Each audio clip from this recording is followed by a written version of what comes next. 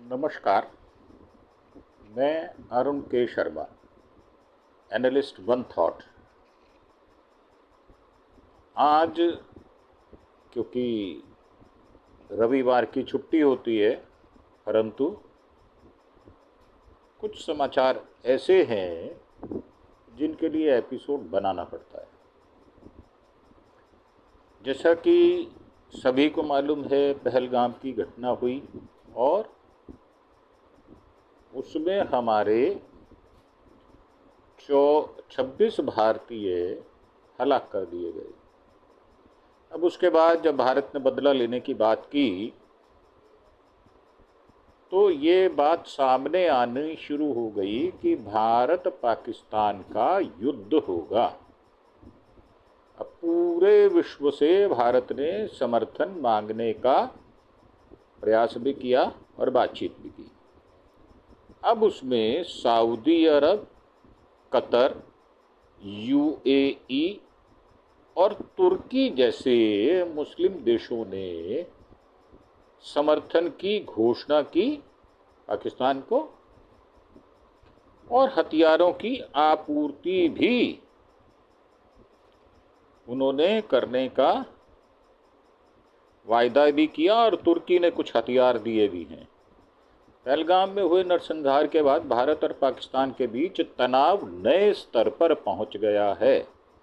जिस तरह से आतंकवादियों ने 26 लोगों की हत्या की, उसने पूरी दुनिया का ध्यान खींचा है। पूरी दुनिया भारत के साथ खड़ी है, इसमें इस्लामिक देश भी शामिल हैं। ज़्यादातर मुस्लिम देश पाकिस्तान के साथ धार्मिक एकजुटता दिखाने के बजाय भू राजनीतिक और आर्थिक फायदे को प्राथमिकता दे रहे हैं।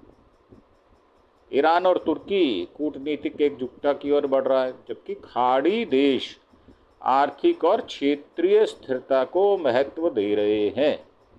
ईरान ने पहले ही तनाव कम करने के लिए मध्यस्थता का प्रस्ताव रखा है और पाकिस्तान का समर्थन करने की बजाय खुद को एक तटस्थ देश के रूप में या पक्ष के रूप में अपने आप को प्रस्तुतियां पेश किया है। सऊदी अरब, संयुक्त अरब अमीरात, यूएई और कतर जैसे खाड़ी देशों के साथ व्यापार, ऊर्जा, निर्यात और श्रम क्षेत्र के जरिए भारत से जुड़ा हुआ है। सूत्रों के मुताबिक ये देश पाकिस्तान को बिना शर्त समर्थन देने से इसलिए बच रहे हैं क्योंकि भारत उनके लिए एक अहम आर्थिक साझेदार है। सऊदी अरब ने पहलगाम हमले को लेकर कोई बड़ा बयान जारी नहीं किया और कश्मीर को भारत और पाकिस्तान के बीच द्विपक्षीय मुद्दा मानना है।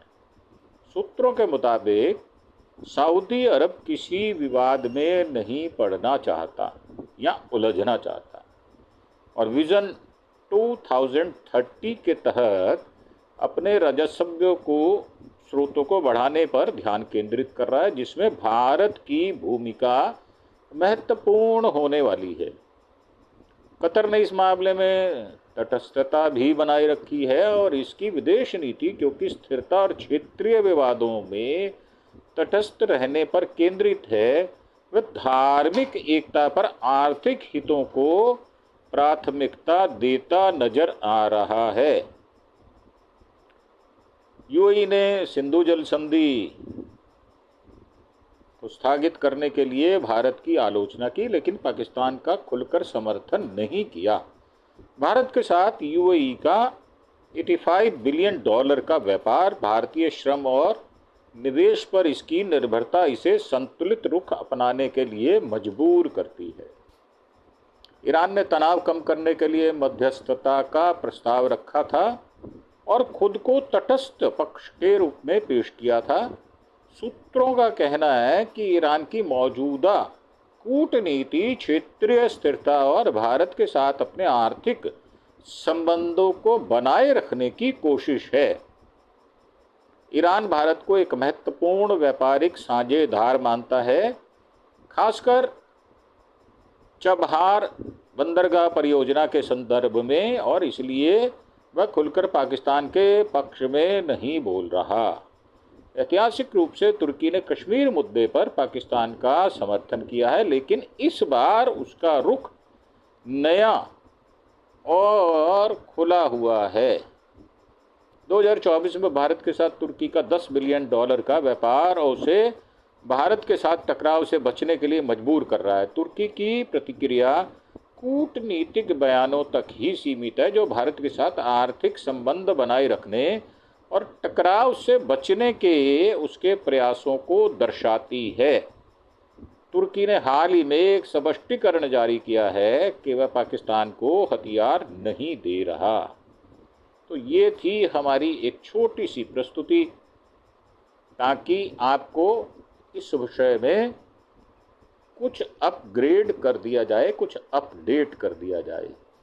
इसी के साथ हम आपसे आज्ञा लेंगे और एक प्रार्थना, आप हमारे चैनल को सब्सक्राइब अवश्य करें और उसके साथ बेल आइकॉन का बटन भी दबाएं, ताकि आपको हमारे आने वाले वीडियो जो हम पोस्ट करते हैं उनकी सूचनाएं आप तक पहुंच जाएं और आप उनको, जो भी वीडियो हम डालते हैं उसको आप पूरा सुने, ताकि आपको अंत तक सूचनाओं का जो अंबार है जो हम देते हैं उसके बारे में भान हो सके। और हमारे पास सब्सक्रिप्शन अभी ज़्यादा नहीं है, हमारा प्रसार ज़्यादा नहीं है। हम आपसे मॉरल और मेंटल सपोर्ट की आवश्यकता को समझते हैं और इसके साथ ही हमें आपसे कोई फाइनेंशियल गेन ना तो चाहिए, ना हमारी डिमांड है। इसी के साथ एक बार फिर से प्रार्थना, आप हमें सब्सक्राइब अवश्य करें और बेल आइकॉन का बटन भी दबाएं। धन्यवाद। Thank you. जय हिंद, जय भारत।